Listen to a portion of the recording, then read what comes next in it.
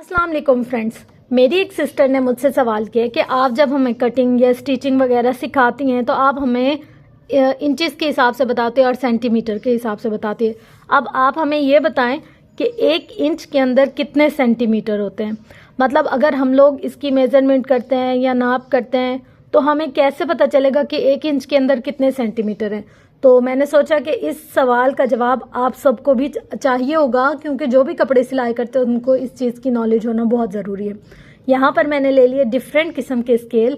जैसे ये एक इंची टेप है, उसके अलावा ये एक है स्टील का स्केल, ये भी मेज़रमेंट के काम आता है। और ये है लकड़ी का स्केल, ये भी मेज़रमेंट के काम आता है। और ये है एक दूसरा स्केल। इंचज़ के हिसाब से आपको पता चल जाएगा कि 1 इंच कितना होता है। ठीक है, अब यहाँ पर मेरे पास 4 डिफरेंट मीडियम हैं नाप करने के लिए, यानी कि हम जो पैमाइश करते हैं वो कैसे करते हैं। अब हम सबसे पहले पर जाते हैं, यानी कि इंची टेप पर। तो हम देखते हैं कि हम पहले से नहीं शुरू करते, क्योंकि यहाँ थोड़ी सी एक स्पेस होती है ना, हम दूसरे पे जाते हैं। दूसरा हमारा शुरू हो रहा है यहाँ से। अब यहाँ से हम गिनते हैं 1 2 3 4 5 6 7 8 सेंटीमीटर का हमारा 1 इंच बन रहा है। ठीक है, अब हम आ जाते हैं यहाँ स्टील के स्केल पर। यहाँ पर तो बहुत ही छोटी छोटी सी लाइंस बनी हुई हैं। यहाँ पर कैसे गिने, 6 और 7 के दरमियान। यहाँ आप लोगों को वाज़े पता चल रहा होगा, तो हम यहाँ से गिनते हैं। देखें यहाँ से आ रहा है ना, 1 2 3 4 5 6 7 8 9 10 11, इसमें आ रहे हैं 11 सेंटीमीटर। अब हम आते हैं लकड़ी वाले स्केल पर। यहाँ से हम लोग 2 से ही गिनते हैं। जैसे चल इसको गिनते हैं, यहाँ से 1 2 3 4 5 6 7 8 9 10 11 12 13 14 15 16 17। यहाँ हमारे 1 सेंटीमीटर के अंदर 17 छोटी छोटी सी लाइंस आ रही हैं। अच्छा, अब हम आते हैं इस बड़े स्केल पर। अब हम 21 से 22 के दरमियान गिनेंगे कि हमारे पास यहाँ कितने सेंटीमीटर आ रहे हैं। तो हम यहाँ से गिनते हैं 1, फिर आता है 2 3 4 5 6 7 8 9, यहाँ आ रहे हैं 9।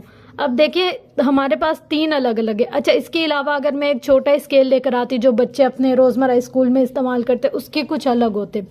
इस तरीके से जितने भी मैं अक्सर ऐसा होता है इंची टेप में भी किसी का इंच बड़ा होता है, किसी का छोटा होता है। इंची टेप में भी फ़र्क होता है। तो अगर मैं इंची टेप ले आती हूँ उसमें भी कुछ अलग सा होता है। तो हम ये नहीं देखेंगे कि 1 इंच के अंदर कितने सेंटीमीटर हैं। जब हम पैमाइश करते हैं या नाप करते हैं ना, तो हम क्या देखते हैं, यहाँ से यहाँ तक जो लाइन है ना वो सबकी बराबर है। जैसे अगर हम ये देखें, जैसे 1 और 2 इनके दरमियान में कितना फासला है, जितना इसके दरमियान में फासला है जितना इस स्केल के, जैसे 6 और 7। ये मैं इसलिए बता रही हूँ कि जो क्लियर लाइंस है ना यहाँ पर, उसी के हिसाब से रखकर फिर बता रही हूँ। अब देखिए 6 और 7 का बराबर है, और इनका दरमियान देखें, दोनों का दरमियान भी बराबर है। जैसे 1 इंच की जो हमारी लंबाई है वो बराबर है और दरमियान बराबर है। सेम इसी तरीके से हम इसमें भी 1 और 2 के दरमियान रखते हैं। देखें 1 और ये 2, इतना ये दोनों बराबर हैं, इनका दरमियान बराबर है, इन तीनों का दरमियान बराबर है। और जो वो है इंच है ना वो पूरा है, और इंच का आधा भी पूरा है। बाकी अंदर के सेंटीमीटर सबके अलग अलग हैं। इसी तरीके से हम तीसरे स्केल पर भी आ जाते हैं। तीसरे स्केल पर भी हमने कौन सा गिना था, 21 और 22। यहाँ पर 1 के नीचे मैंने रखा है 21 और 2 के नीचे आ गया हमारा डायरेक्ट 22। अब आप देखें इन सब का जो दरमियान है ना वो सबका बराबर है, लेकिन बीच के सेंटीमीटर का फ़र्क है।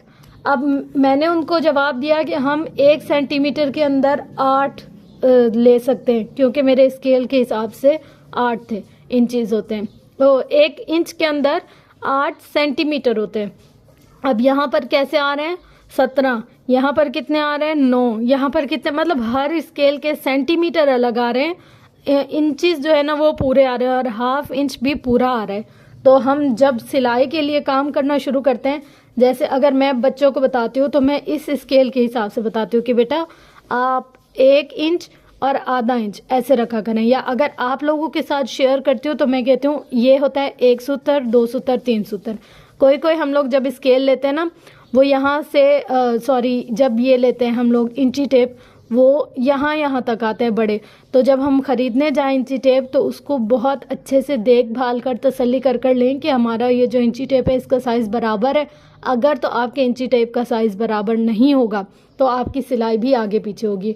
तो होप्स हो कि मेरी सिस्टर को ये जवाब मिल गया होगा कि हर स्केल का ना सेंटीमीटर जो होते हैं वो डिफरेंट होते हैं, ठीक है। और जो इंचज़ होते हैं ना, इंचज़ यानी कि फुल इंच और हाफ इंच, वो हर स्केल का बराबर होता है। तो अगर आपने मेज़रमेंट करनी है 1 इंच और आधे इंच का हिसाब करना है, फिर इसके अंदर जो छोटे सेंटीमीटर होते हैं ना, उनको आपने अपने हिसाब से रखना है कि आपने थोड़ा सा आगे बढ़ाया है या थोड़ा सा कम किया है। तकरीबन मुझे ऐसे लगता है ये और ये एक दूसरे में बहुत ज़्यादा मिलते हैं। जैसे हम 21 और 22 के दरमियान रखें, देखें ये स्टैंडर्ड जो है ना ये बहुत सही है। इसमें ये देखिए ये दोनों लाइंस बराबर हैं, इनका स्टार्टिंग पॉइंट, एंडिंग पॉइंट और दरमियान के निशान जैसे यहाँ आ रहे हैं ना।